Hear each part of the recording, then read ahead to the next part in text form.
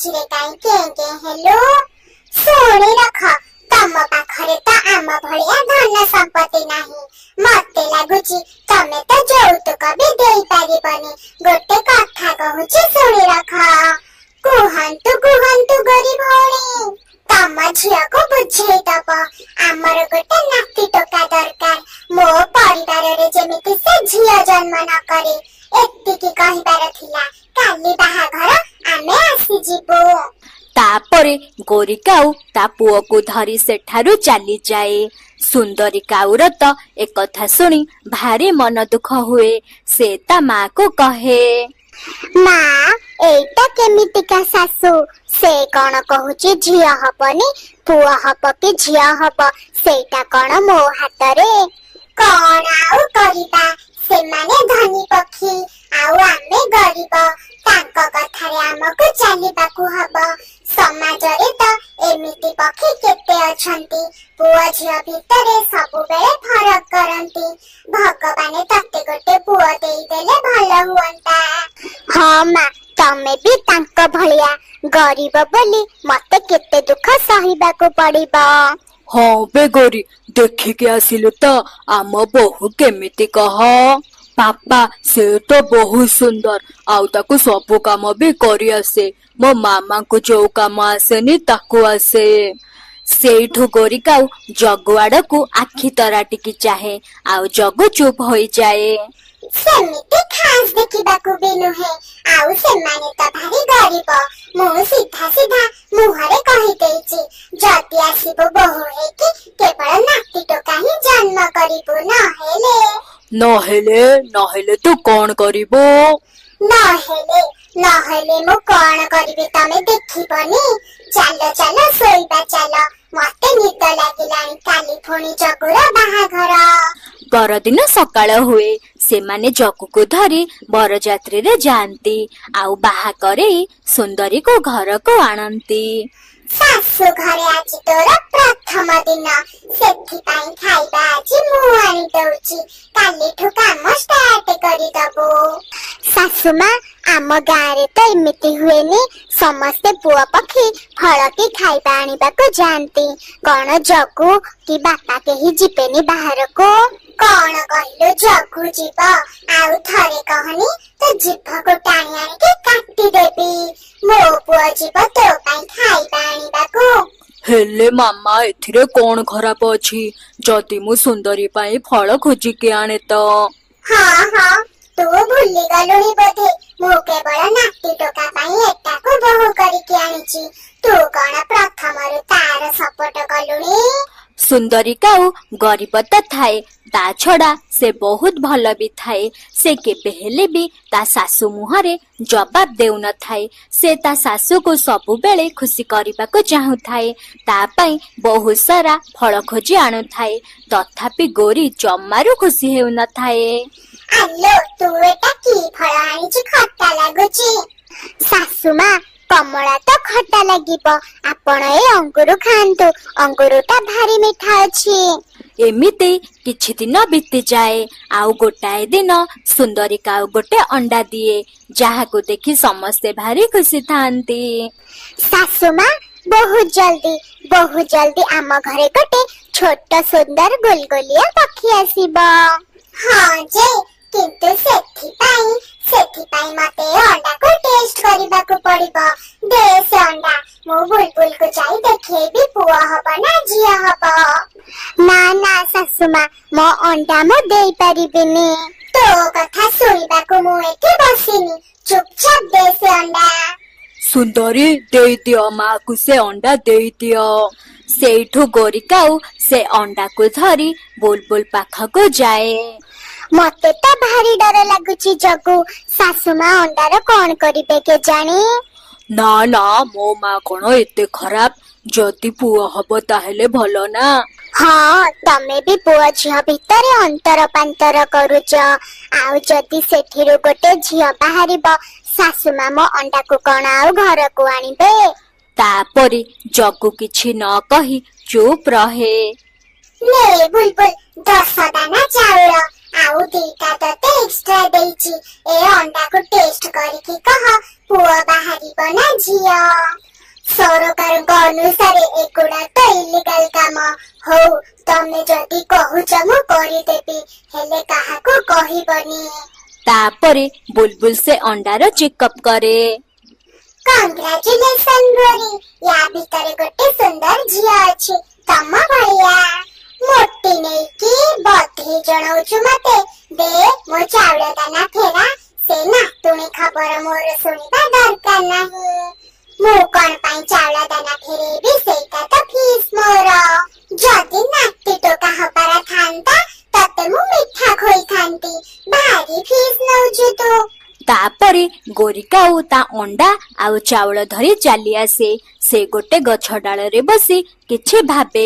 କିଛି ସମୟ ଭାବିଲା ପରେ ସେ ଅଣ୍ଡାଟାକୁ ତଳକୁ ପକେଇ ଦିଏ ଆଉ ଅଣ୍ଡାଟି ଫାଟିଯାଏ। ଜଗୁ ମୋ ଅଣ୍ଡାର କଣ ହେଇଥିବ ଶାଶୁମା ତ ଏପର୍ଯ୍ୟନ୍ତ ଆସିଲେନି। ସୁନ୍ଦରୀ କାଉ ଏମିତି କହିଛି କି ନାହିଁ ଗୋରି ଘରକୁ ଆସିଯାଏ। ଶାଶୁମା ମୋ ଅଣ୍ଡା କାଇଁ? ଗୋରିକାଉ କିଛି କହେ ନାହିଁ। ସେଇଠୁ ସୁନ୍ଦରୀ ଆଉ ଥରେ ପଚାରେ, ମା ମୋ ଅଣ୍ଡା କାଇଁ? ଚୁପ୍ କର କେତେ ବଡ ପାଟି କରୁଛୁ ମୋ ଘରେ ଏତେ ବଡ ପାଟି କଲେ ମତେ ଭଲ ଲାଗେନି ସେ ଅଣ୍ଡାକୁ ମୁଁ ଫୋପାଡ଼ି ଦେଇଛି। ତମେ ମୋ ଅଣ୍ଡାକୁ ନଷ୍ଟ କରିଦେଲ ତମେ ବହୁତ ନିଷ୍ଠୁର ଶାଶୁମା। ମା ତମେ ଏମିତି କେମିତି କରିପାରିଲ? ମୁଁ କଲି ଆଉ ତୋ ବାପା ଯୋଉ ମୋର 3ଟା ଅଣ୍ଡା ନଷ୍ଟ କରିଥିଲା ତୁ ଜନ୍ମ ହବା ପାଇଁ ତା ମାନେ ମୋଠୁ ତମେ ବଦଲା ନଉଛ ମୁଁ ଆଉ ଏ ଘରେ ରହିବିନି। ହଁ ତ ଯାଉନୁ ତତେ କିଏ ଧରିକି ରଖିଛି କି ଯା ଯା ଏଠୁ।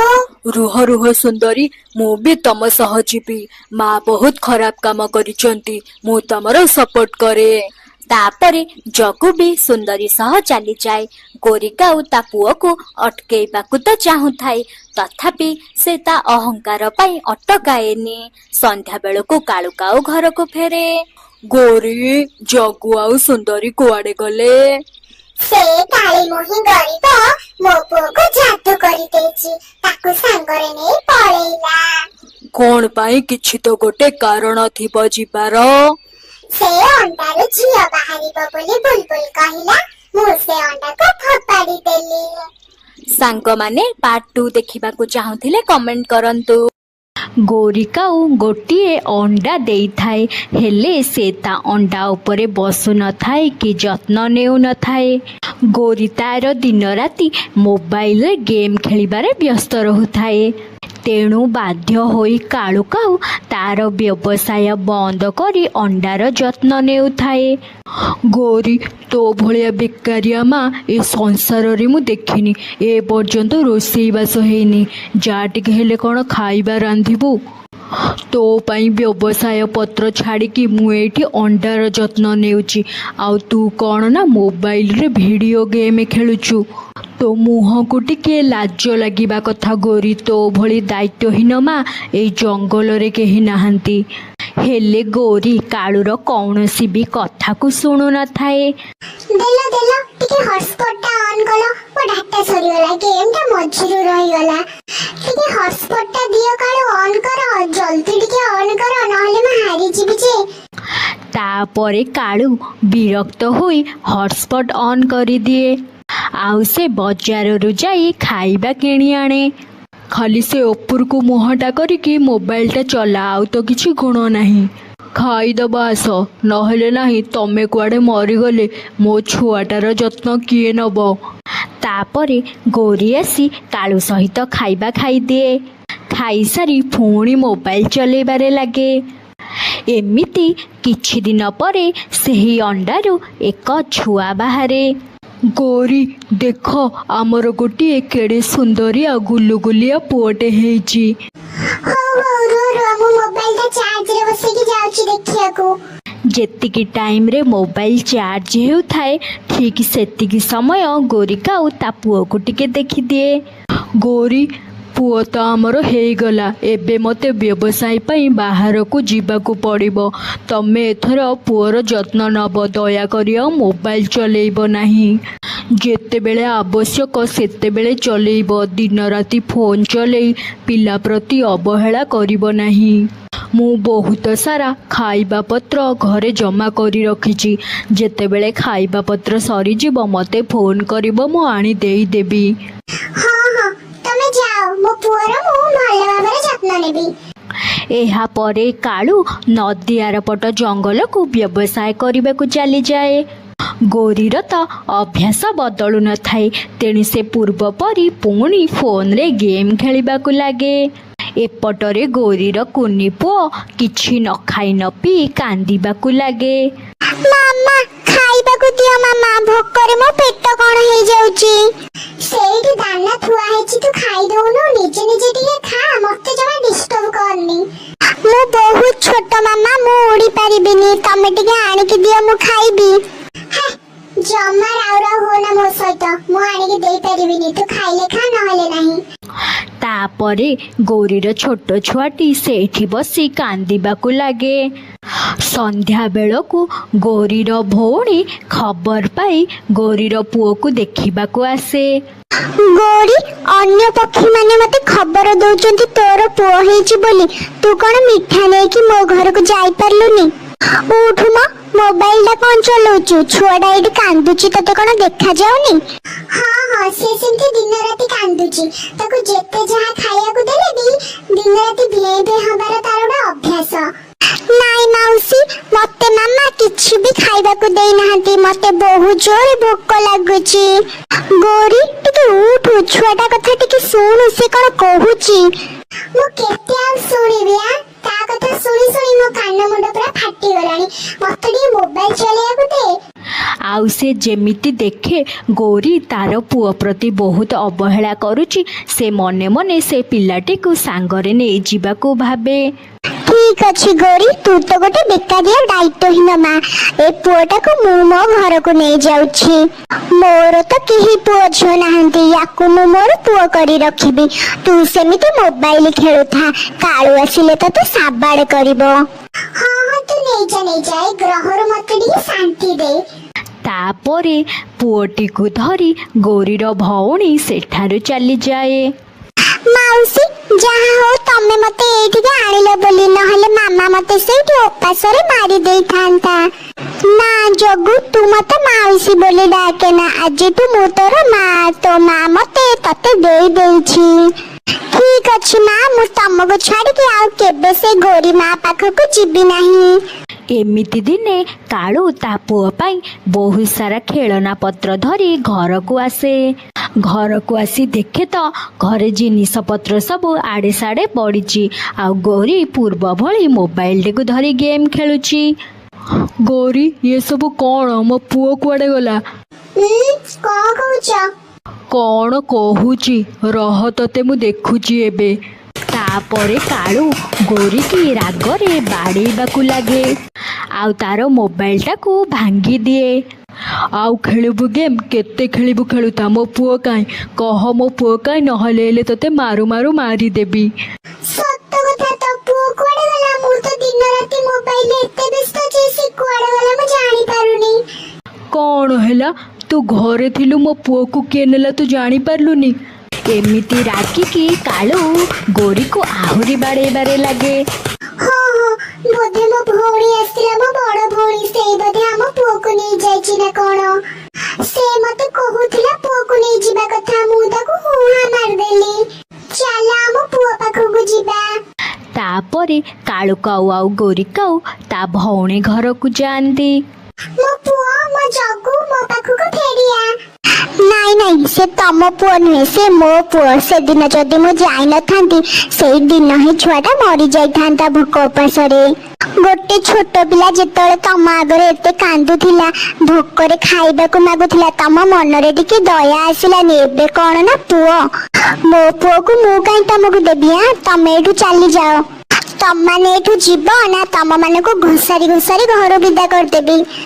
ତାପରେ ସେମାନଙ୍କ ସହିତ ଯିବା ପାଇଁ ଜଗୁ ସଫା ସଫା ମନା କରିଦିଏ। ତୁ ତ ଦାୟିତ୍ୱହୀନତା ଯୋଗୁ ତୋ ପୁଅକୁ ହରେଇଛୁ, ଏଥିରେ ମୋର କୌଣସି ଦୋଷ ନାହିଁ ଗୌରୀ। ତାପରେ କାଳୁ କାଉ ଆଉ ଗୌରୀ କାଉ ନିରାଶ ହୋଇ କାନ୍ଦି କାନ୍ଦି ଘରକୁ ଫେରନ୍ତି।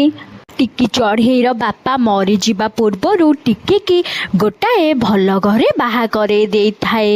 ଟିକି ଭଲ ଘରେ ବାହା ହୋଇଯାଇଥାଏ ବୋଲି ଟିକିର ସାବତ ମା ଆଉ ଭଉଣୀ ଜମା ସହିପାରୁନଥାନ୍ତି। ଟିକି ଯାହାକୁ ବାହା ହେଇଛି ସେ ପିଲାଟି ଭାରି ଭଲ, ଭାରି ଭଦ୍ର। ମୋର ଏମିତିକା ଗୋଟେ ଜୋଇ ତୋ ପାଇଁ ଦରକାର ଥିଲା, ହେଲେ ତୋ ବାପା ସବୁ ସତ୍ୟାନାଶ କରିଦେଲା। ସେ ପୋଡା ମୁହିଁ ଟିକିକି ଭଲ ଘର ଦେଖି ବାହା କରେଇ ଦେଲା। ମୋର କେତେ ଆଶା ଥିଲା, କେତେ ସ୍ୱପ୍ନ ଥିଲା, ସେଇ ଘରେ ତତେ ବାହା କରେଇଥାନ୍ତି। ସେପଟରେ ଟିକି ଚଢ଼େଇର ଦେହ ବହୁତ ଖରାପ ହେଇଯାଏ। ଟିକିର ସାବତ ମା ଆଉ ଭଉଣୀ ସିନା ତାକୁ ଭଲ ପାଉନଥାନ୍ତି, ହେଲେ ଟିକି ଚଢ଼େଇ ବହୁତ ସରଳ ହୃଦୟର ଥାଏ। ଟୁନା, ତୁମେ ଯାଅ ମୋ ସାନ ଭଉଣୀକି ଡାକି ଆଣିବ। ମୋ ଦେହ ତ ଭଲ ନାହିଁ, ସେ ଟିକେ ଘର କାମ କରିଦବ। ଅସୁବିଧା ବେଳରେ କେବଳ ପରିବାର ହିଁ ସାହାଯ୍ୟ କରେ। ତମେ ଯାଅ, ତାକୁ ମୋ ଦେହ ଖରାପ ଅଛି ବୋଲି କହିବ। ମୁଁ ତ ବସାରେ ଜମା ହେଲେ ଉଠି ପାରୁନି, ଘର କାମ ମୋ ଦ୍ୱାରା ହବନି। ମୁଁ ଭଲ ହେଇଗଲେ ତାକୁ ନେଇ ଘରେ ଛାଡ଼ିଦେବ। ସେଇଠୁ ଟୁନା ଟିକିର ଭଉଣୀକି ଡାକିବାକୁ ଯାଏ, ଆଉ ସେ ଯାଇ ସେମାନଙ୍କୁ ସବୁ କଥା ଜଣାଏ। ହଁ ହଁ, ସେ ନିଶ୍ଚୟ ଯିବ। ବଡ ଭଉଣୀ କି ସାନ ଭଉଣୀ ହିଁ ସାହାଯ୍ୟ କରିବ ନା। ତମେ ଏଠି ଖାଉଥାଅ, ଆମେ ଟିକେ ଭିତର ଘରୁ ଆସୁଛୁ। ଏମିତି କହି ମିକିର ମା ମିକିକି ସବୁ କଥା ଶିଖେଇ ଦିଏ। ଦେଖେ, ଆମକୁ ତ ଗୋଟେ ବଡ ସୁଯୋଗ ମିଳିଗଲା ଟୁନାକୁ ହାତେଇବା ପାଇଁ। ତୁ ଯେମିତି ହେଲେ ସବୁ ଚେଷ୍ଟା କରି ନବୁ। ସେ ଟିକିକି ଘରୁ ବିଦା କରି ତୁ ସେ ଘରେ ବୋହୂ ହେଇ ରହିବୁ। ହଁ ମା, ମୁଁ ପରା ତୋ ଝିଅ, ତୁ ଜମା ଟେନସନ ନେହେନି। ଟିକି କେମିତି ସେ ଘରୁ ବାହାରିବ ସେ ଦାୟିତ୍ୱ ମୋର। ଶୁଣୁ ଶୁଣୁ, ତୁ ଜୋଇଁ ପୁଅକୁ ଧନ ସମ୍ପତ୍ତିର ଲୋଭ ଦେଖେଇବୁ ହେଲା। ଯିଏ ଯେତେ ଭଲ ହେଇଥାଉ ନା କାହିଁକି, ସମ୍ପତ୍ତି ଲୋଭରେ ସମସ୍ତେ ଆସିଯାଆନ୍ତି। ତୁ ଟିକେ ସଜବାଜ ହେଇଗଲେ ଟୁନା ନିଶ୍ଚୟ ପଟିଯିବ। ନେଇଯା, ଏ ଦାମୀ ଗହଣା ସବୁ ପିନ୍ଧି ଦେଇଯା। ସେଇଠୁ ମିକି ତା ଜିଜୁ ସହ ତାଙ୍କ ଘରକୁ ଯାଏ। କି ସେଠି ବହୁତ ଅସୁସ୍ଥ ହେଇ ପଡ଼ିଥାଏ, ହେଲେ ମିକିର ସେ ପ୍ରତି ଧ୍ୟାନ ନଥାଏ। ସେ କେବଳ ଟୁନାକୁ ବାହା ହେବାକୁ ଭାବୁଥାଏ। ମିକି, ତମେ ଟିକେ ରୋଷେଇ କରିଦବ, ଟିକିର ଦେହ ଜମା ହେଲେ ବି ଭଲ ନାହିଁ। ହଁ ହଁ ଜିଜୁ, ମୁଁ ତ ରୋଷେଇ କରିବାକୁ ଆସିଛି ନା, ମୁଁ କରିଦେବି। ଦେଖ, ମୁଁ ଏବେ ଟିକେ ନଦୀ କୂଳ ଆଡ଼େ ବୁଲିବାକୁ ଯାଉଛି। ତାପରେ ଟୁନା ନଦୀ କୂଳକୁ ଚାଲିଯାଏ। ତାପରେ ମିକି ତାର ଅସଲ ରୂପ ଆରମ୍ଭ କରେ। ତୁ ମତେ ଭାରି ଗେହ୍ଲେଇକି ଅର୍ଡର କଣ ଦଉଛୁ କିଲୋ? ଆମ ଘରେ ଥିଲାବେଳେ ତୁ ସବୁ ରୋଷେଇ ବାସ କରୁ, ତୁ କଣ ଜାଣିନୁ? ତୁ କଣ ମୋ ନିଜ ଭଉଣୀ ହେଇଛୁ ଯେ ତୋ ଦେହ ଖରାପ ବୋଲି ମୁଁ ରୋଷେଇ ବାସ କରିବି? ଯା, ନିଜେ ରୋଷେଇ କର। ମୁଁ ମୋର ଯାଉଛି ନଦୀ ଆଡେ, ଜିଜୁଙ୍କ ସହିତ ଟିକେ ବୁଲାବୁଲି କରିବି। ଏମିତି କହି ମିକି ବି ନଦୀ ଆଡ଼େ ଚାଲିଯାଏ। ସେଇଠୁ ମିକି ବି ଯାଇ ଟୁନା ସହ ନଦୀ କୂଳରେ ବସି ପଡ଼େ। ସତ କହିଲ ଜିଜୁ, ମୁଁ ସୁନ୍ଦର ନା ମୋ ଭଉଣୀ ଟିକି ସୁନ୍ଦର? ତମେ ତ ଅଧିକ ସୁନ୍ଦର, ହେଲେ ଘରେ ତମେ ରୋଷେଇ ନ କରି ଏଠିକି କଣ ପାଇଁ ଆସିଲ? ମୁଁ ପରିବା କାଟି ଦେଇକି ସବୁ ଆସିଛି। ଜିଜୁ କହିଲା ସେ ତାର ରୋଷେଇ କରିଦବ ବୋଲି। ସେ ରୋଷେଇ ଫୋଷେଇ କଥା ଛାଡ, ଦେଖିଲ ମୋ ହାରଟା ସୁନ୍ଦର ହେଇଛି ନା ନାହିଁ? ତମେ ଯଦି ଦିଦିକି ନ ବାହି ମତେ ବାହା ହେଇଥାନ୍ତ, ତାହେଲେ ଏମିତିଆ ଦାମୀ ଦାମୀ ସବୁ ଉପହାର ପାଇଥାନ୍ତ। ସୁନା ମୁଦି, ସୁନା ଚେନ୍, ସୁନା ବ୍ରେସଲେଟ ସବୁ ତମକୁ ଦିଆଯାଇଥାନ୍ତା। ତମ ଘରେ ଏତେ ଧନ ସମ୍ପତ୍ତି ଅଛି, ହେଲେ ଟିକିକି ବାହାଘର ବେଳେ ତମେ କିଛି ଦେଇନଥିଲ। ଆମେ କାହିଁ ଦବୁନି? ମୋ ବାପା ତ ଚାଲିଗଲେ, ସେ ହିଁ କିଛି ଦେଲେନି। ସେ ମୋ ସାବତ ଭଉଣୀ ବୋଲି ତାକୁ ଯୌତୁକରେ କିଛି ଦିଆ ହେଇନି। ତମେ ଯଦି ମତେ ବାହା ହେଇଥାନ୍ତ, ତମକୁ ବୁଲେଟ ଗାଡି ବି ଦିଆଯାଇଥାନ୍ତା। ଆଉ ମୋ ମା 10 ଲକ୍ଷ ଟଙ୍କା ନଗଦ ବି ରଖିଛି। ଯିଏ ମତେ ବାହା ହବ ତାକୁ ଏସବୁ ମିଳିବ। ଆଉ ଆମର ତ ବାଟି ବାଟି ଜମି, ମତେ ଯିଏ ବାହା ହବ ମୋ ମା ତାକୁ ଭଲ ଜମି ବାଡି ବି ଦବ। ହେଲେ ଏବେ ବି ସୁଯୋଗ ଅଛି, ତମେ ମତେ ବାହା ହେଇଯାଅ। ମୁଁ ଏଇ ସବୁ ଜିନିଷ ପତ୍ର ଆଣିବି, ଘର ପୁରା ସଜେଇ ଦେବି ଟଙ୍କା ସୁନାରେ। ତମ ବ୍ୟବସାୟ ବି ବଢେଇ ଦେବି। ଅଧିକ ଟଙ୍କା ସୁନା କଥା ଶୁଣି ଟୁନା ବି ଧୀରେ ଧୀରେ ଲୋଭରେ ପଡ଼େ। ହଁ ବହୁତ ଭଲ କଥା। ମୋର ବି ଗରିବ ହେଇକି ରହିବାର ଜମା ଇଚ୍ଛା ନାହିଁ। ତା ଛଡ଼ା ଟିକି ଗୋଟେ ମାସ ହେଲା ରୋଗରେ ପଡ଼ିଲାଣି। ତାକୁ ଦାମୀ ମେଡିସିନ ଦେଇ ଦେଇ ମୋର ସବୁ ପଇସା ସରିଯାଉଛି। ତାପରେ ସେମାନେ ସାଙ୍ଗ ହେଇ ଘରକୁ ଫେରନ୍ତି। ସେପଟରେ ଟିକି ରୋଷେଇ କରି ଶୋଇଥାଏ। କି ଆଉ ଟୁନା ଆସି ସାଥିରେ ଖାଆନ୍ତି, ହେଲେ ଟିକିକି ଡାକନ୍ତିନି। ଏସବୁ କଥା ଦେଖି ଟିକି ବି ଧୀରେ ଧୀରେ ବୁଝିଯାଏ। ପରଦିନ ଟୁନା ଆଉ ମିକି ମାର୍କେଟ ଆଡ଼େ ବୁଲିବାକୁ ଯାଆନ୍ତି। ତା ସ୍ୱାମୀର ଏଭଳିଆ ହରକତ ଦେଖି ଟିକି ମନ ଭାରି ଦୁଃଖ ହୁଏ। ଆଉ କିଛି ଦିନ ପରେ ମୁଁ ଅଣ୍ଡା ଦେବି। ମୁଁ ଭାବୁଥିଲି ଏକଥା ଶୁଣି ଟୁନା ଖୁସି ହେବେ, ହେଲେ ସେ ତ ମୋ ସହ କଥା ହିଁ ହଉନାହାନ୍ତି। ଏସବୁ କଥା ମତେ ଜମା ହେଲେ ଠିକ ଲାଗୁନି। ମିକିକି ଯେମିତି ହେଲେ ଘରକୁ ମତେ ପଠେଇ ଦବାକୁ ପଡିବ। ସନ୍ଧ୍ୟା ବେଳକୁ ଟୁନା ଆଉ ମିକି ଘରକୁ ଫେରନ୍ତି। ମିକି, ମୁଁ ତ ସବୁ କାମ କରୁଛି, ତୁ ଆଉ ଏଠି କଣ ପାଇଁ ରହିବୁ? ତୁ ଘରକୁ ପଳା। ଜିଜୁ କହିଦିଅ, ସବୁ ସତ କଥା ଟିକିକି କହିଦିଅ। ମୁଁ ଏ ଘରୁ ବାହାରିବି ନା ସେ ଏ ଘରୁ ବାହାରିବ, ସେ କଥା ତାକୁ ଜଣେଇ ଦିଅ। ଟିକି, ମୁଁ ମିକିକି ଭଲ ପାଏ। ତାକୁ ମୁଁ ବାହା ହବାକୁ ଚାହେଁ। ତମେ ଏଠୁ ଯାଇପାରିବ। କଣ ହେଲା? ତମେ ମିକି ପାଇଁ ମତେ ଘରୁ ବିଦା କରିଦଉଛ? କି ଟୁନାକୁ କିଛି କହିବାକୁ ଚାହୁଁଥାଏ, ହେଲେ ଟୁନା ସେପଟକୁ ମୁହଁ ବୁଲେଇ ଦିଏ। ତୁ ମୋ ସାବତ ଭଉଣୀ, ନିଜ ଭଉଣୀ ହବାକୁ ଚେଷ୍ଟା କରନି। ଯା ମୋ ଘରୁ ବାହାର। ତତେ ଯେମିତି ମୁଁ ଏ ଘରେ ଆଉ ଗୋଟେ ସେକେଣ୍ଡ ନ ଦେଖେ।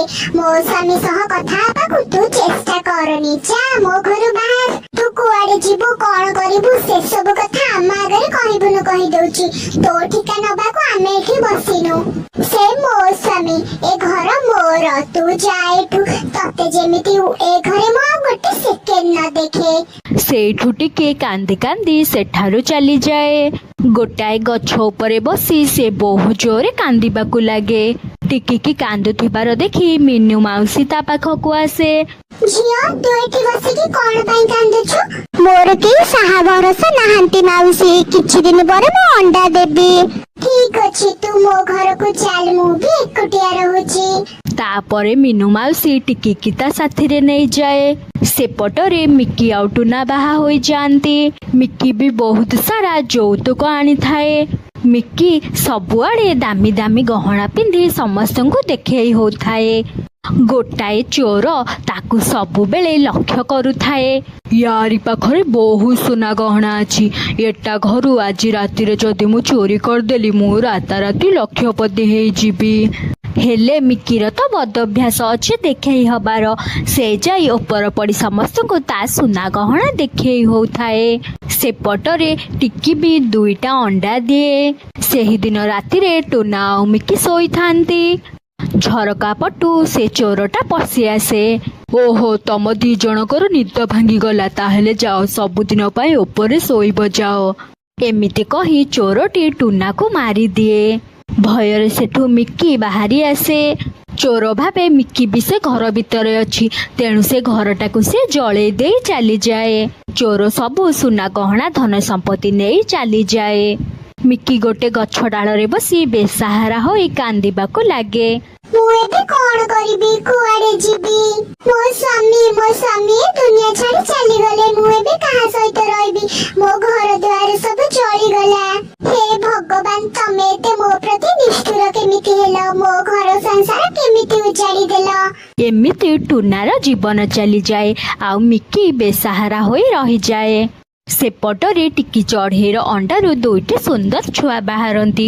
ଟିକି ଚଢ଼େଇ ସେମାନଙ୍କୁ ନେଇ ବହୁତ ଖୁସିରେ ରହେ। ସାଙ୍ଗମାନେ, এই ଷ୍ଟୋରିରେ ସବୁଠାରୁ ଅଧିକ ଭୁଲ କାହାର? ଟୁନା, ମିକି ନା ଟିକିର?